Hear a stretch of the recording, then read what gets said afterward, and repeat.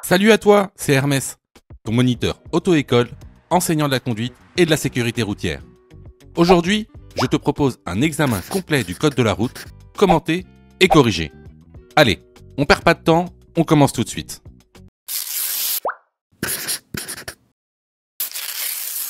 Question numéro 1. Je circule actuellement sur la voie de gauche. Je peux rester sur cette voie. Oui, réponse A. Non, réponse B. Je dois me déplacer sur la voie de droite. Oui, réponse C. Non, réponse D.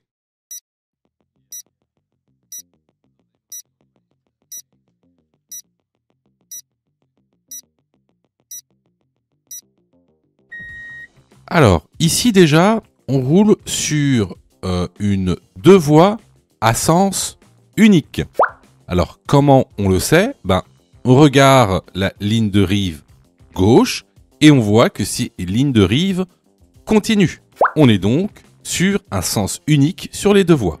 Ensuite, ici, je roule sur la voie de gauche. Est-ce que j'ai le droit de rouler sur la voie de gauche ? Non. La voie de gauche, elle est faite pour dépasser. Donc ici, on n'est pas en processus de dépassement, donc on se rabat dès que possible à droite. Donc ici, les bonnes réponses sont les réponses B et C. Question numéro 2. Je peux m'insérer sur la file située à ma gauche. Oui, réponse A. Non, réponse B.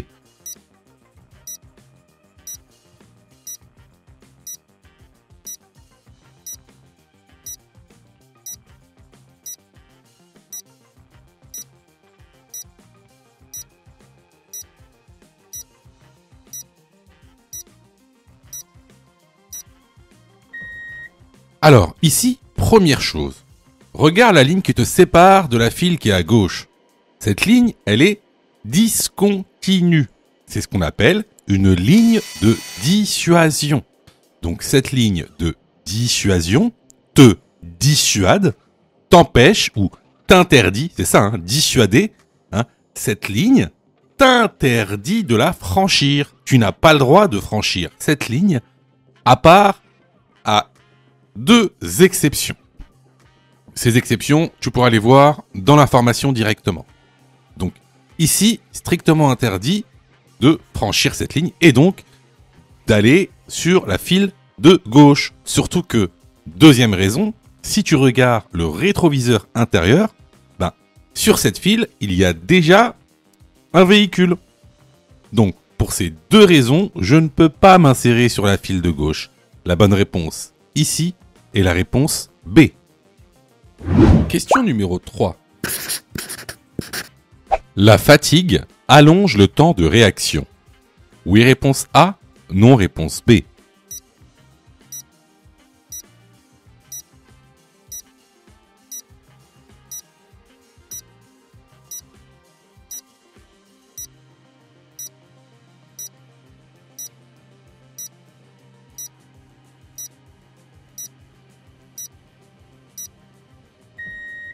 Alors, le temps de réaction pour un être humain en état normal est de 1 seconde. Ce temps de réaction peut augmenter selon plusieurs facteurs. Par exemple, la prise d'alcool, la prise de médicaments, la prise de stupéfiants, mais également un état de fatigue prononcé va rallonger le temps de réaction. Donc, ici, la bonne réponse est la réponse A. Question numéro 4. Dans cette situation, les pneus neige sont réponse A, obligatoire, réponse B, conseillé.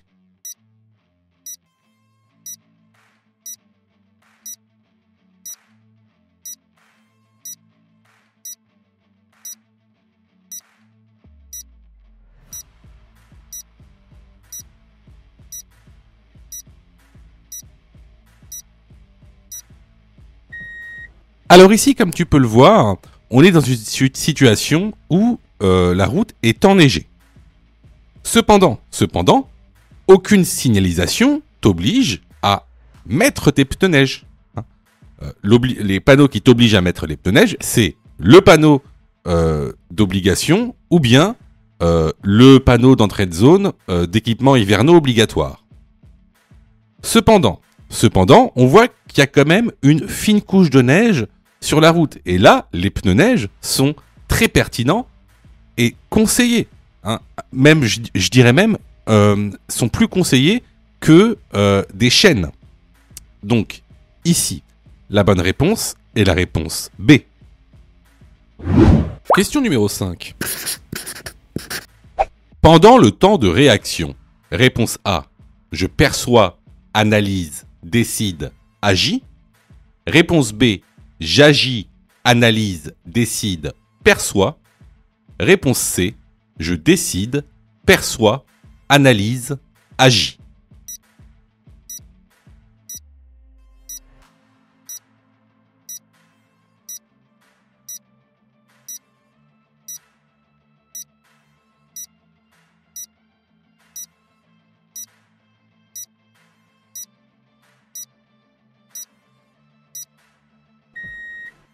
Alors, déjà, c'est quoi le temps de réaction?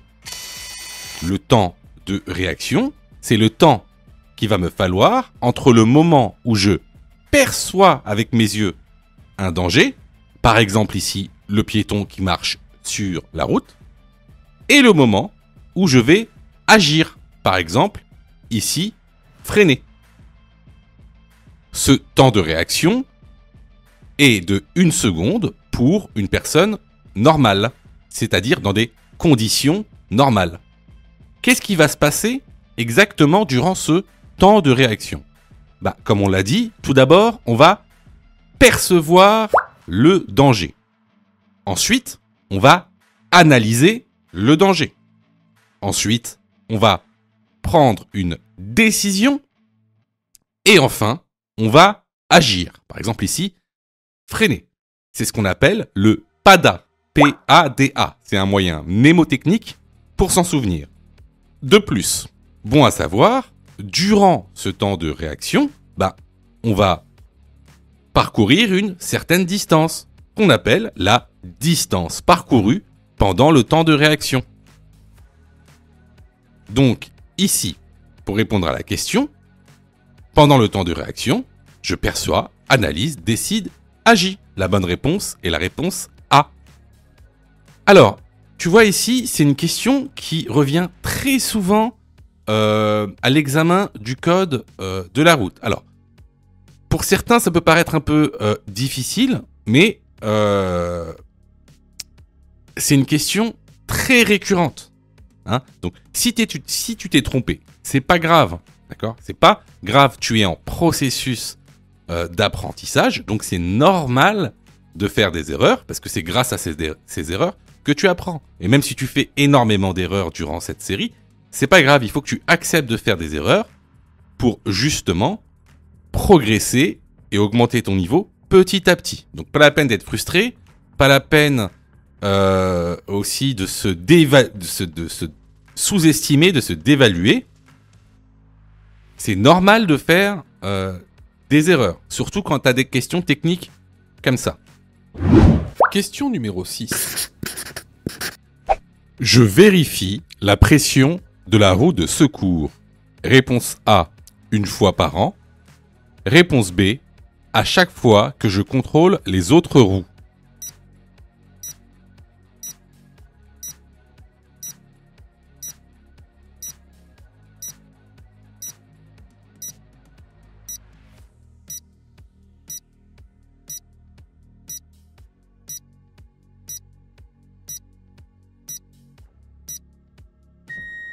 Alors, les roues du véhicule sont à vérifier 1 fois par mois. Donc, lorsque je contrôle les roues du véhicule, je contrôle également la pression de la roue de secours. Donc, la bonne réponse ici est la réponse B. Question numéro 7. Je cède le passage aux piétons. Oui, réponse A. Non, réponse B.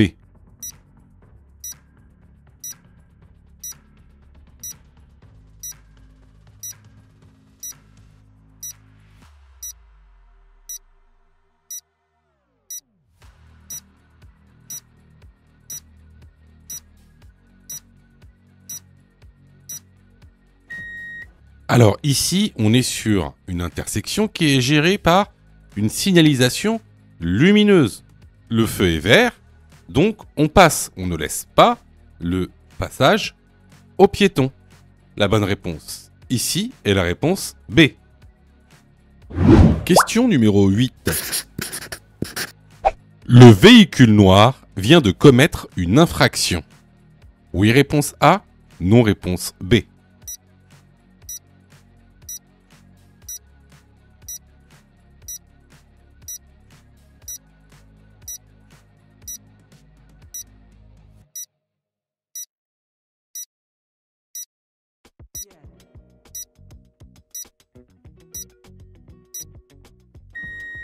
Alors, comme tu as pu le voir, le véhicule noir est passé alors que le feu était au rouge.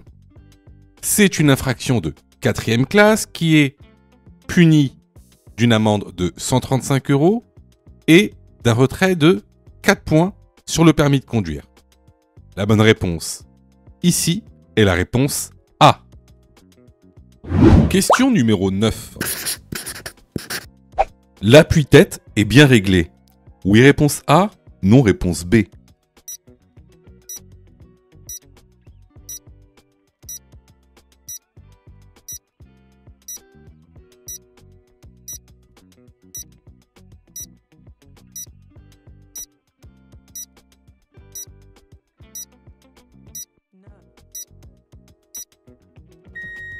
Alors, pour que l'appui-tête soit correctement réglé, il faut que le haut de l'appui-tête soit aligné avec le haut du crâne. Donc ici, c'est bien le cas, donc l'appui-tête est bien réglé. La bonne réponse ici est la réponse A. Question numéro 10. Je suis en panne, immobilisé sur la chaussée. Je dois placer un triangle de présignalisation 30 mètres derrière mon véhicule. Oui, réponse A. Non, réponse B.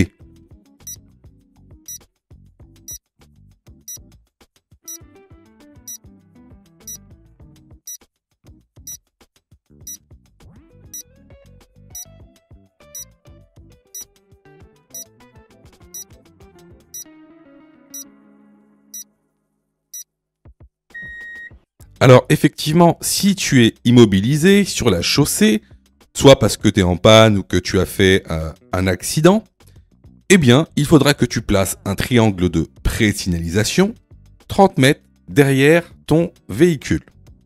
Alors, attention, ce n'est pas valable si tu es en autoroute. En autoroute, il est strictement interdit de mettre un triangle de présignalisation. Donc, ici, la bonne réponse est la réponse A. Question numéro 11. Pour avoir une meilleure visibilité. Réponse A. Je m'approche du véhicule devant moi. Réponse B. Je m'éloigne du véhicule devant moi.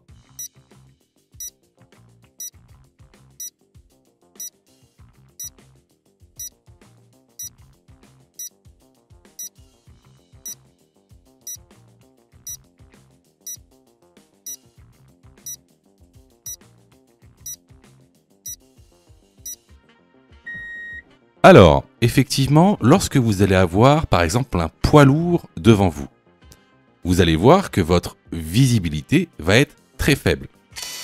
Alors, regarde l'animation. Ici, on est très proche du poids lourd. Notre champ de vision apparaît ici en vert. En rouge, c'est le champ de vision qui est obstrué par le poids lourd. Tu remarqueras que si tu t'éloignes du poids lourd, alors ton champ de vision en vert est plus grand et donc ta visibilité est plus grande et devient meilleure. Donc, pour avoir une meilleure visibilité, je m'éloigne du véhicule devant moi. La bonne réponse est la réponse B. Question numéro 12. Je suis témoin ou acteur d'un accident avec dommages corporels. Dans l'ordre, je dois, réponse A, protéger alerter, secourir. Réponse B, secourir, alerter, protéger.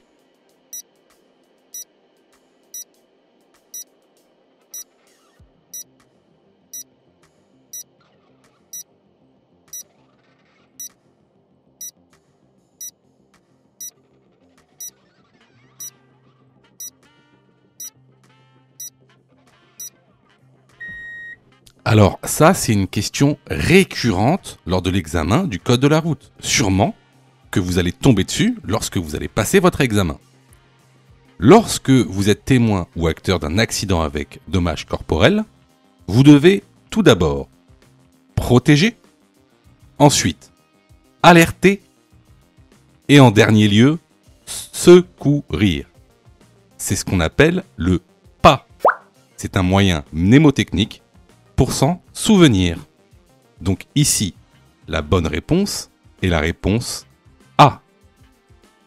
Question numéro 13. Je m'engage dans un sens giratoire. Je passe avant le véhicule gris à gauche. Oui, réponse A. Non, réponse B.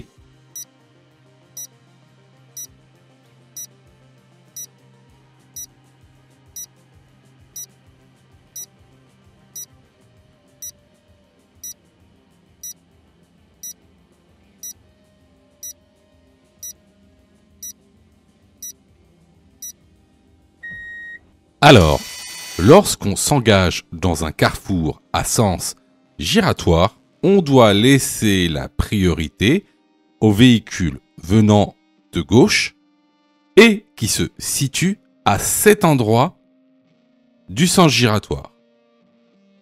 Une fois qu'il n'y a plus personne à cet endroit, vous pouvez alors vous engager. La bonne réponse ici est la réponse B. Je vois que tu es super motivé pour avoir ton code. Alors, soutiens la chaîne en t'abonnant et surtout en activant les notifications afin d'être prévenu des dernières vidéos mises en ligne. Question numéro 14. Ce véhicule est équipé d'une boîte de vitesse. Réponse A, manuelle. Réponse B, automatique.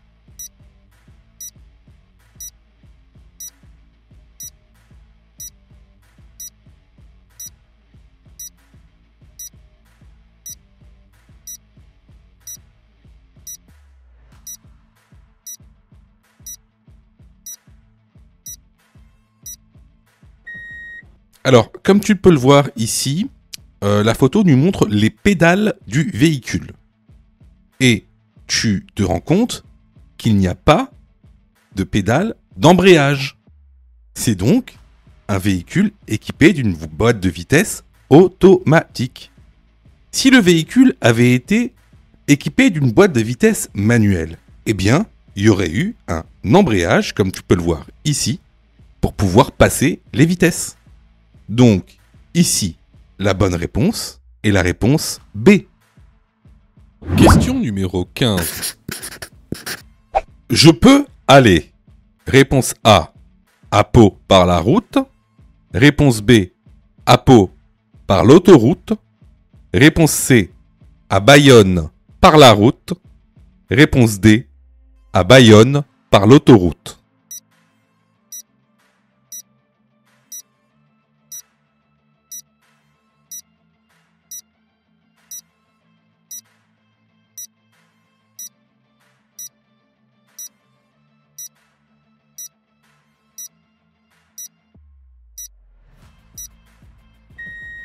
Alors, comme tu peux le voir sur le panneau, il y a différentes couleurs.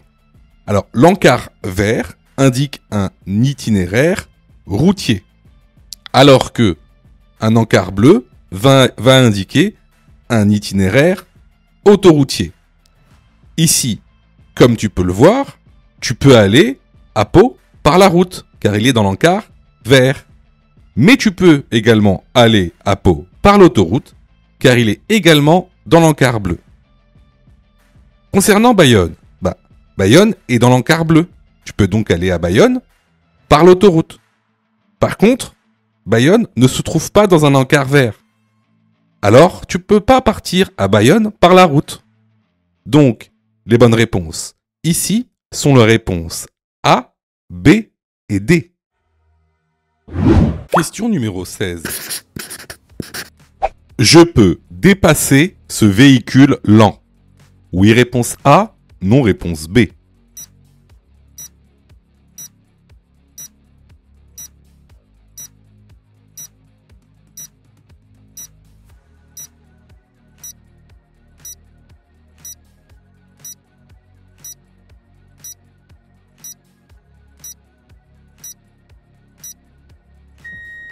Alors, ici, on se retrouve sur une route à double sens avec créneau de dépassement.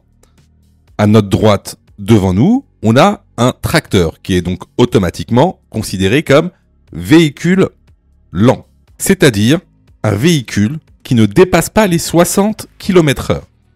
Or, ici, la vitesse maximum autorisée est de 90 km/h. Il y a donc 30 km/h de différence entre moi et le tracteur. Donc ici, effectivement, la voie de gauche dans laquelle je suis est prévue pour le dépassement. Je peux donc dépasser ce véhicule lent. La bonne réponse ici est la réponse A. Question numéro 17. Ce bouchon est celui du réservoir du liquide de frein. Oui, réponse A. Non, réponse B.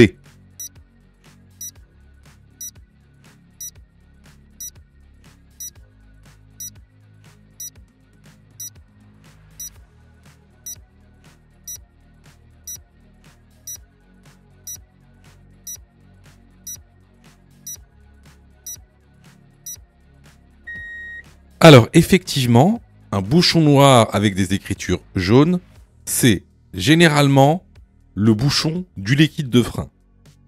Ici, pour en être sûr, on voit que, regardez qu'est-ce qu'il y a. Il y a le pictogramme du liquide de frein. Donc, ici, ce bouchon est bien celui du réservoir de liquide de frein. La bonne réponse est la réponse A. Question numéro 18. Je peux dépasser ce cycliste. Réponse A, en franchissant la ligne blanche. Réponse B, en chevauchant la ligne blanche.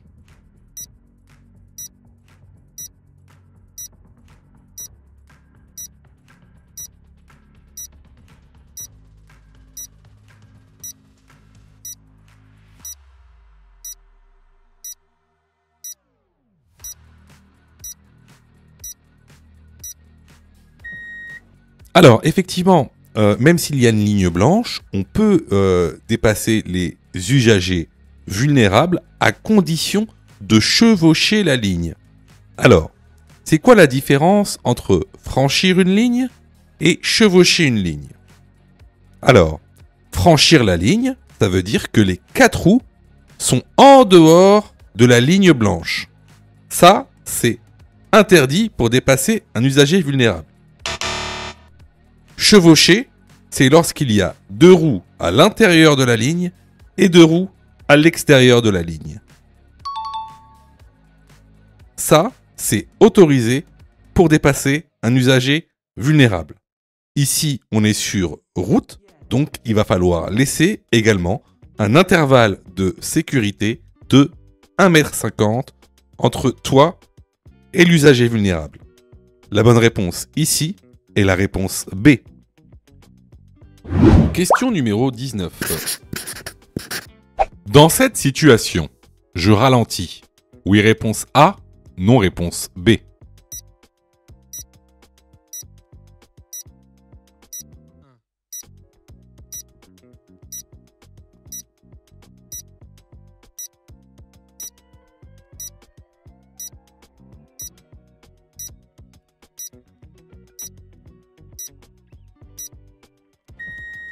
Alors ici, on arrive sur ce qu'on appelle un croisement difficile. Alors ici, on voit bien qu'on va croiser un camion un peu volumineux et donc on va avoir du mal à se croiser. Donc ce qu'on fait ici, c'est qu'on ralentit. La bonne réponse est la réponse A. Question numéro 20. La prise de médicaments peut être déconseillée pour la conduite. Oui, réponse A, non, réponse B.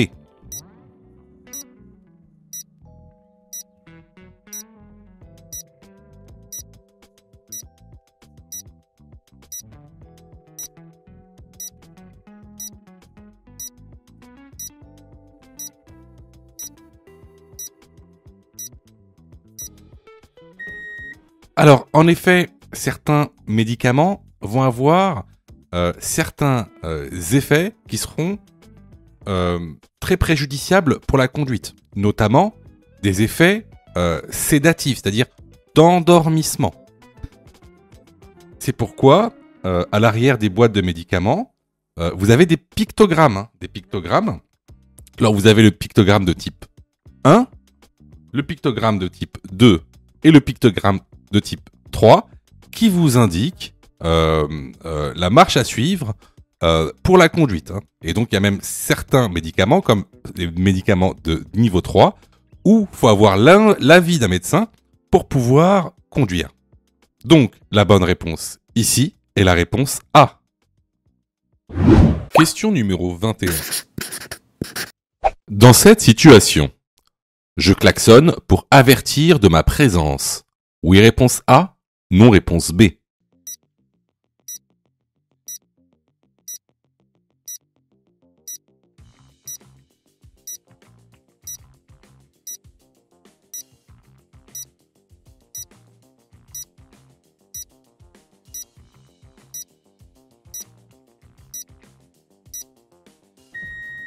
Alors, premièrement, il faut que tu saches qu'il est strictement interdit de klaxonner en agglomération, sauf danger imminent. Mais ce n'est pas le cas ici, il n'y a pas de danger imminent, on est sur une agglomération de nuit éclairée, donc ici, tout le monde me voit, je n'ai pas besoin d'avertir de ma présence. Donc la bonne réponse ici est la réponse B. Question numéro 22. Je roule à 128 km/h sur autoroute. Réponse A. Je me rabats immédiatement. Réponse B. Je reste sur ma voie pour dépasser le camion devant moi.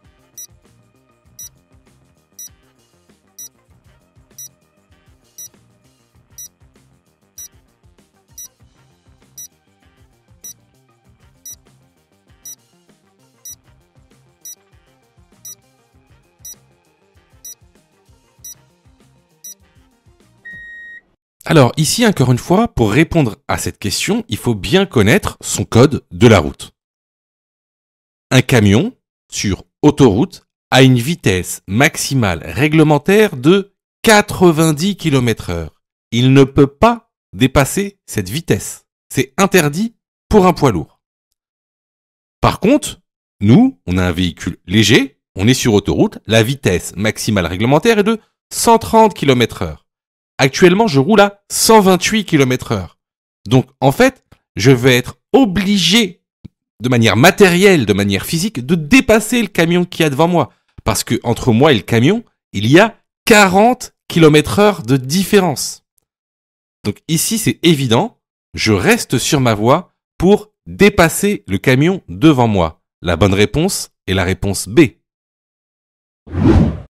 Sais-tu que Mon Code de la Route est aussi une plateforme pédagogique qui te permet de passer ton examen du code à partir de seulement 9,90 €. Et on a même conçu, spécialement pour toi, un programme qui te permet d'obtenir ton code en un temps record. C'est le programme Mon Code en 10 jours. Avec un calendrier de révision personnalisé, un contenu pédagogique par thème conforme à la nouvelle réforme, des nombreux tests d'examen blanc issus de l'examen officiel, accessible sur smartphone, tablette et PC durant 1 an et en accès illimité. Et surtout, cette formation est 100% remboursée en cas d'échec à l'examen. Alors, si tu souhaites obtenir ton code du premier coup sans te ruiner et sans risque, rejoins notre programme en cliquant sur le lien en description de la vidéo. Pour ça, tu as juste à cliquer sur le lien en description et à choisir ta formule. Question numéro 23. La distance de freinage est plus longue par temps de pluie? Oui, réponse A, non, réponse B.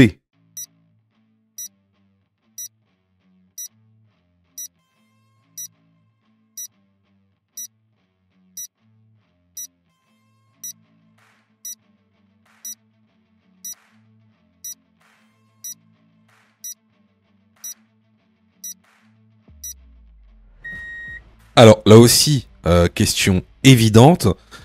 Effectivement, la distance de freinage va être rallongée par temps de pluie, tout simplement parce que la chaussée sera humide. En général, la distance de freinage est 2 fois plus longue par temps de pluie que par temps sec. Donc ici, la bonne réponse est la réponse A. Question numéro 24. Le stationnement est matérialisé par un marquage bleu. Je dois disposer d'un disque bleu sur le tableau de bord. Oui, réponse A, non, réponse B.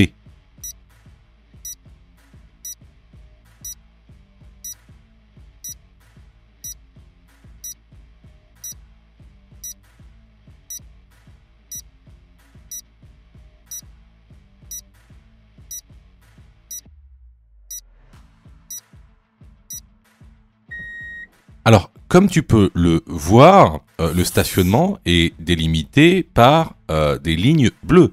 C'est-à-dire que tu es sur une zone de stationnement bleue.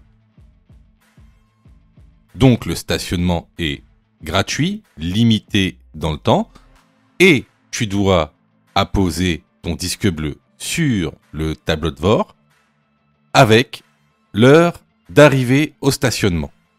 La bonne réponse ici est la réponse A. Question numéro 25. Ce voyant indique le régulateur de vitesse. Oui, réponse A, non, réponse B.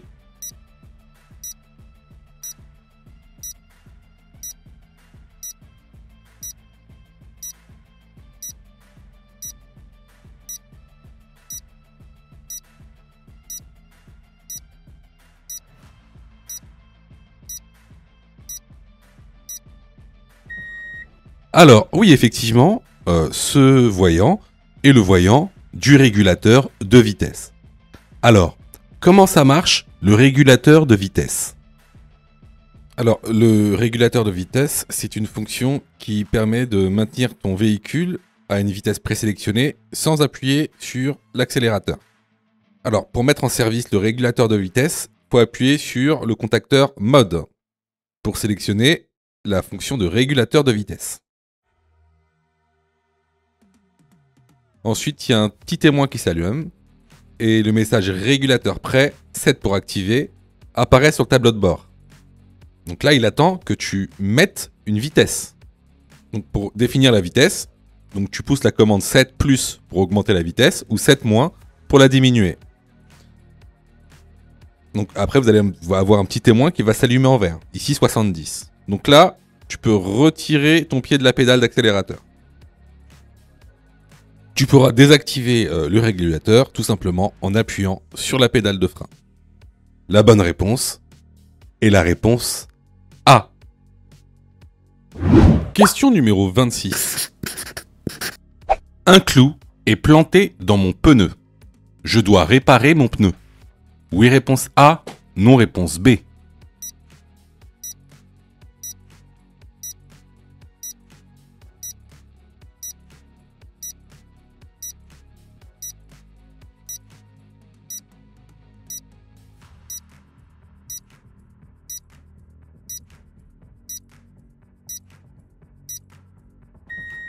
Alors effectivement, lorsqu'un clou est planté dans votre pneu, il va falloir le réparer. Alors, vous ne serez pas obligé d'aller chez le garagiste, vous pouvez même le faire vous-même. Il faudra juste aller dans un supermarché quelconque et acheter un kit de crevaison. Alors ce kit, il est composé de quoi? Il est composé tout d'abord d'un outil abrasif ou râpe pour préparer le trou et donc l'entrée de la mèche. Ensuite, un outil d'insertion, un jeu de mèche, puis un liquide vulcanisant. Donc le liquide vulcanisant, Disons que considérez ça comme de la colle. Alors concrètement, comment ça va se passer? Tout d'abord, il va falloir retirer le clou avec un ciseau par exemple, ou même avec l'outil d'abrasion. Ensuite, il va falloir rentrer l'outil d'abrasion pour préparer le trou.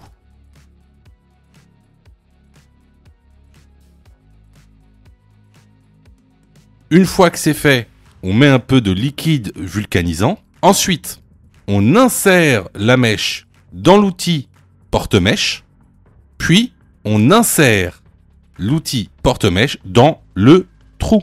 On coupe ensuite avec un ciseau ou un cutter. Puis, on gonfle le pneu. Donc, ici, la bonne réponse est la réponse A. Question numéro 27. Je viens d'avoir mon permis en conduite accompagné, dite apprentissage anticipé de la conduite.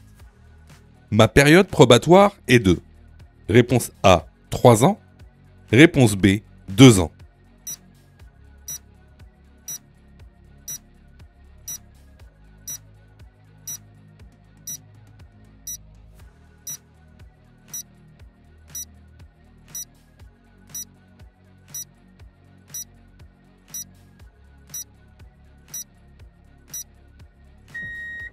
Alors, c'est une très bonne question parce que vous faites souvent des erreurs.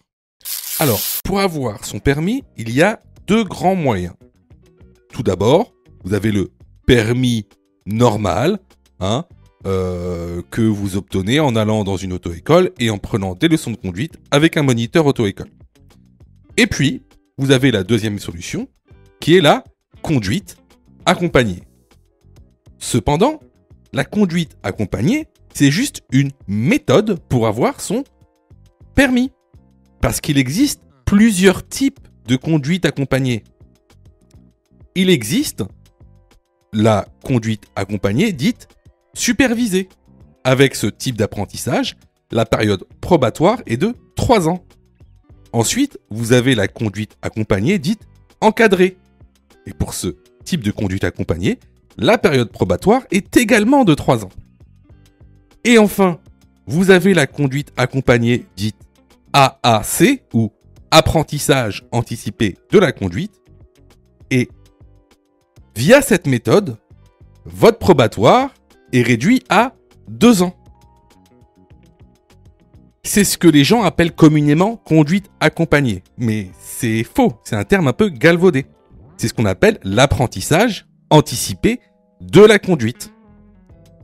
Donc, pour répondre à la question, si j'ai eu mon permis en conduite accompagnée dite AAC ou apprentissage anticipé de la conduite, alors ma période probatoire est de 2 ans. La bonne réponse ici est la réponse B. Les vidéos sont totalement gratuites, donc abonne-toi pour aider la chaîne et surtout, active les notifications pour être prévenu des dernières vidéos et avoir ton code beaucoup plus rapidement. Question numéro 28. Lors d'un contrôle, la police peut dépister mon alcoolémie à l'aide d'un éthylotest. Oui, réponse A. Non, réponse B.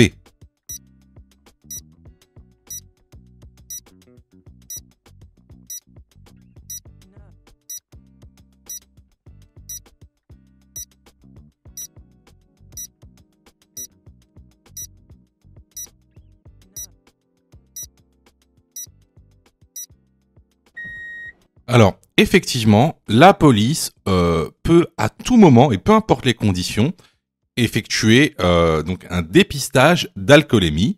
Donc, ce dépistage d'alcoolémie se fera à l'aide d'un éthylotest. Donc, il existe 2 types d'éthylotests, les éthylotests chimiques et les éthylotests électroniques. Alors, je sais que beaucoup de gens vont me dire « Ah, mais il existe aussi les éthylomètres, tu as oublié les éthylomètres. » Alors, non. J'ai pas oublié les éthylomètres, mais un éthylomètre, c'est pas fait pour dépister la présence d'alcool. C'est fait pour mesurer la présence d'alcool. C'est pas la même chose. D'accord? Donc, ici, la bonne réponse est la réponse A. Question numéro 29. Pour entrer dans ce tunnel, je suis dans l'obligation d'allumer mes feux. Oui, réponse A, non, réponse B.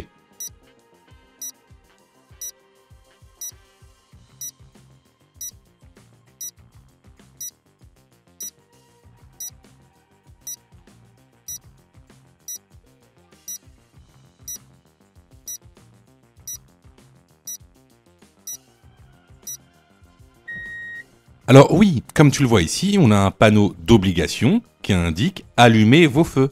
Je suis donc dans l'obligation d'allumer mes feux après ce panneau pour pouvoir entrer dans le tunnel. Les feux qu'on doit allumer, ce sont les feux de croisement. La bonne réponse ici est la réponse A.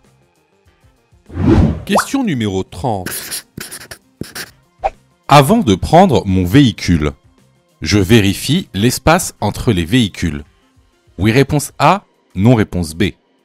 Je vérifie visuellement l'état de mes pneus. Oui, réponse C, non, réponse D.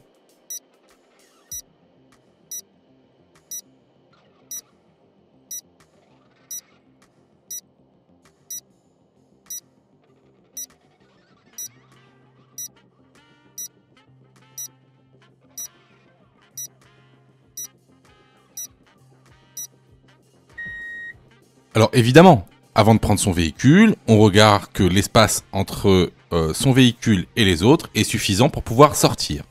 Et je vérifie également l'état visuel de mes pneus. Les bonnes réponses ici sont les réponses A et C. Alors clairement ici c'était une question basique, une notion de cours basique. Donc si tu as eu faux à cette question, je t'encourage vivement à aller te former sur notre plateforme de formation ou ailleurs. Alors, surtout, ne te dis pas « Ah ben, c'est pas grave, les examens blancs vont justement m'aider à apprendre le code. » Faux. Les examens blancs ne servent pas à apprendre le code. Les examens blancs servent à tester si tu as, oui ou non, assimilé le contenu pédagogique. Alors, quelle est la meilleure méthodologie pour passer le code, c'est-à-dire quelle est la meilleure méthodologie pédagogique? Alors, tout d'abord, il va falloir apprendre les cours par thème. Vous savez, il y a aujourd'hui 10 thèmes avec la nouvelle réforme.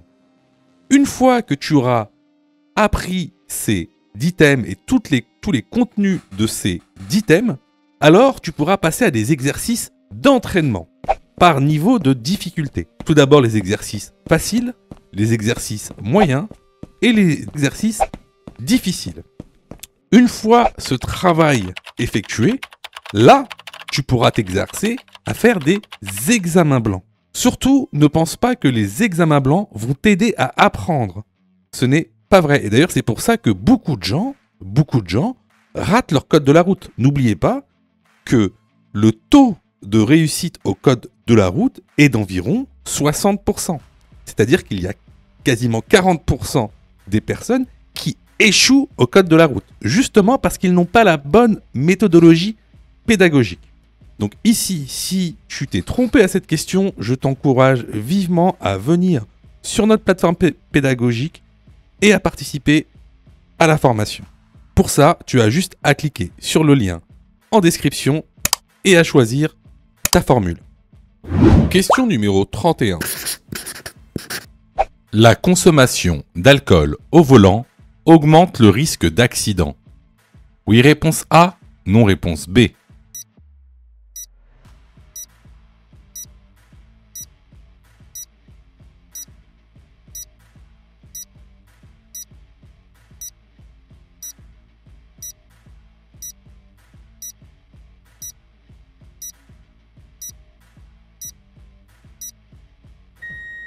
Alors oui, en effet, comme le montre ce document que vous retrouverez dans la formation, la consommation d'alcool au volant augmente le risque d'accident. Par exemple, pour un taux d'alcoolémie de 0,5 g par litre de sang, le risque d'avoir un accident est multiplié par 2.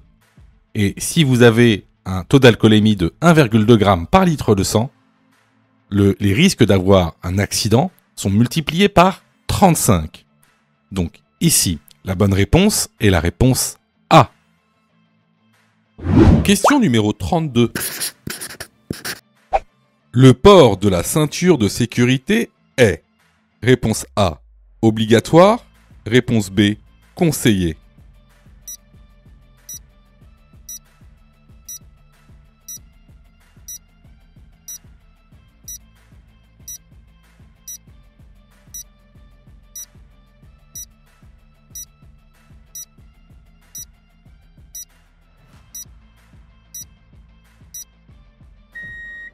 Alors, comme le montre le document que vous retrouverez dans la formation, le port de la ceinture de sécurité est obligatoire. Alors, concernant les conducteurs, si vous ne portez pas votre ceinture, c'est une contravention de 4e classe, avec un retrait de 3 points sur le permis et une amende de 135 €. La bonne réponse ici est la réponse A. Question numéro 33. Après cette signalisation, la vitesse maximale autorisée est de 70 km/h. Oui, réponse A. Non, réponse B. Je peux également rouler à 60 km/h. Oui, réponse C. Non, réponse D.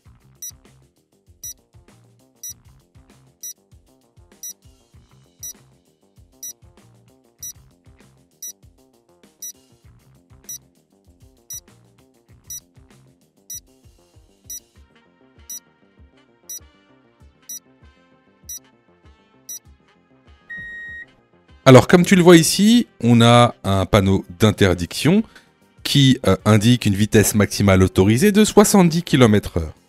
Je peux donc rouler à 60 km/h. Les bonnes réponses ici sont les réponses A et C. Question numéro 34. Le système Start and Stop permet de réduire la consommation. Oui, réponse A. Non, réponse B.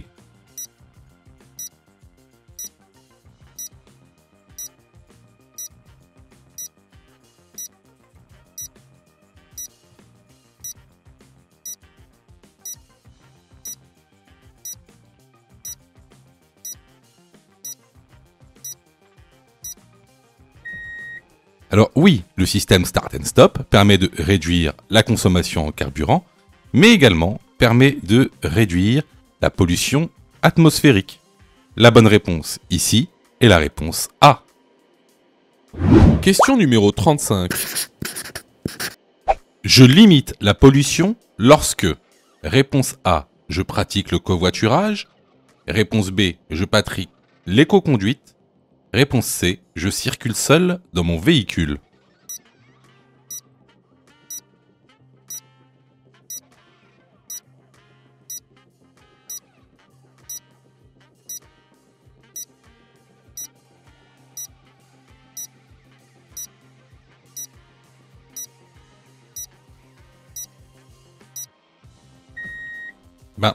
Tu limites la pollution lorsque tu pratiques le covoiturage et l'éco-conduite. Circuler seul dans son véhicule va produire l'inverse. En circulant seul dans ton véhicule, tu vas augmenter la pollution atmosphérique. Les bonnes réponses ici sont les réponses A et B. Question numéro 36. Conduire dans un état de fatigue augmente le risque d'accident. Oui, réponse A. Non, réponse B.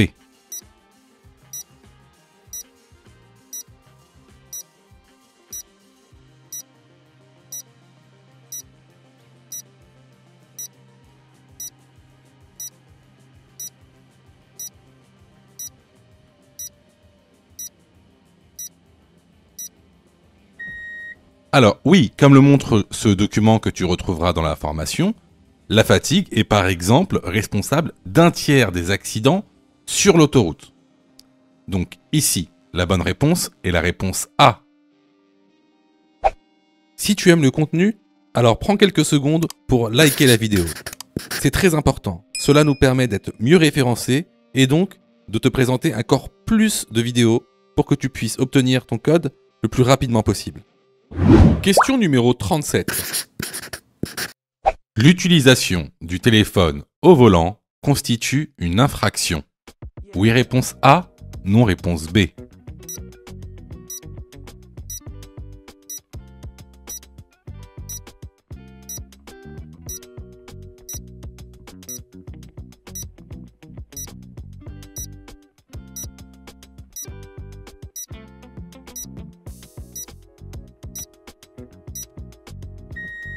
Alors, l'utilisation du téléphone au volant est une infraction.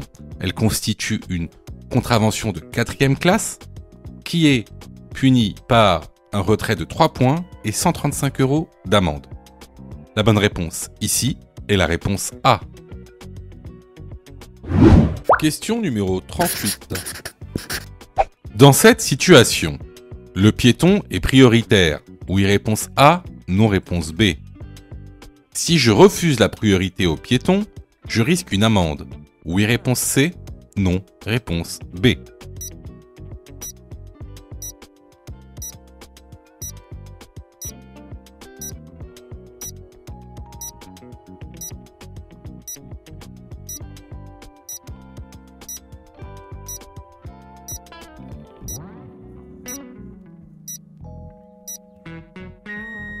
Alors, effectivement, ici, le piéton est prioritaire. Il y a un passage piéton.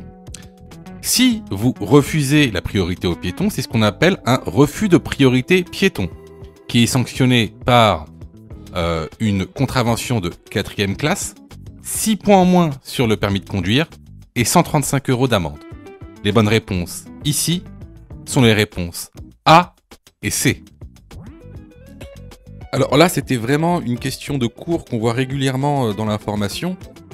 Donc, si vous avez eu faux à cette question, vraiment, je vous incite vraiment à vous former, hein, que ce soit chez nous ou ailleurs. Alors, je reçois plusieurs messages de votre part, d'ailleurs, je vous en remercie. Alors, vous me posez souvent 2 questions. Alors, la première, c'est quand est-ce que je suis prêt pour passer mon code ? Et la deuxième, c'est est-ce que je dois suivre la formation ? Alors, tout d'abord, on va répondre à la première question. Quand est-ce que tu es prêt pour passer ton code ? C'est très simple. Si tu fais moins de 5 fautes sur les 5 dernières séries d'examens blancs que tu as fait, alors tu es prêt à passer le code de la route. Donc, attention, hein, ça veut dire qu'il faut que sur les 5 dernières séries que tu as faites, de manière consécutive, il n'y a pas une seule série où tu as fait plus de 5 fautes. Donc, si tu as fait plus de 5 fautes à une seule série, il faut que tu continues à faire des examens blancs. La deuxième question. Est-ce que il serait mieux pour moi de prendre une formation ? Alors, là, c'est pareil. Si tu fais 8 fautes ou plus sur les 5 dernières séries d'examens blancs que tu as faites, alors il est vivement conseillé de te former. Ça veut tout simplement dire que il te manque certaines notions essentielles. Ça veut pas dire que tu connais pas ton cours, ça veut dire qu'il te manque des notions essentielles pour pouvoir progresser. Et clairement, c'est pas en faisant des examens blancs que tu vas progresser, tu vas même plutôt stagner. Voilà. Donc si tu as fait 8 fautes ou plus sur l'une des 5 dernières séries que tu as faites, je te conseille vivement de te former. Surtout que on a mis en place donc une plateforme pédagogique qui répond vraiment à tous vos besoins. On a fait en sorte que tout le monde puisse se former au code de la route.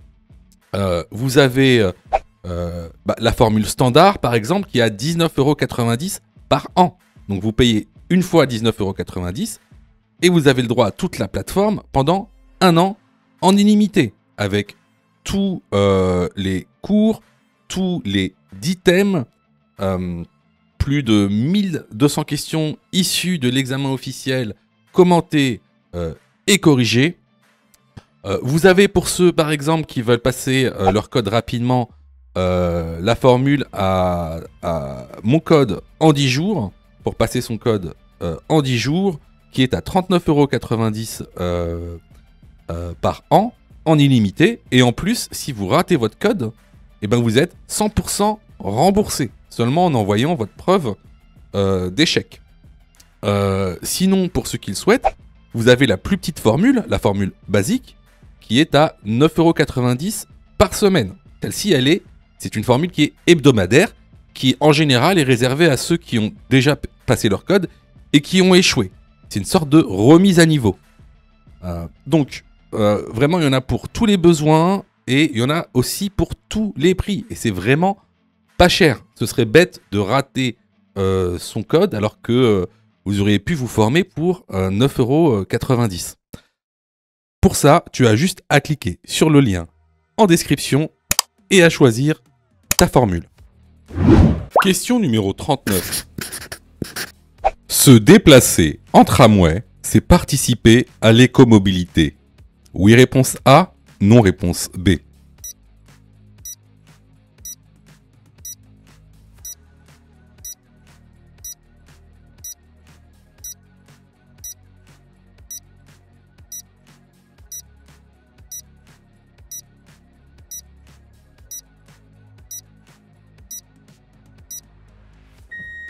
Alors, tout d'abord, l'écomobilité, c'est quoi? L'écomobilité, c'est utiliser des moyens de transport respectueux de l'environnement. Alors, c'est quoi par exemple? Ça va être utiliser les transports en commun. Ça va être utiliser le covoiturage. Ça va être se déplacer en écopartage. Donc, ici, utiliser le tramway, c'est bien participer à l'écomobilité. La bonne réponse est la réponse A. Question numéro 40. Ce panneau est réponse A, un panneau de fin de zone, réponse B, un panneau de début de zone.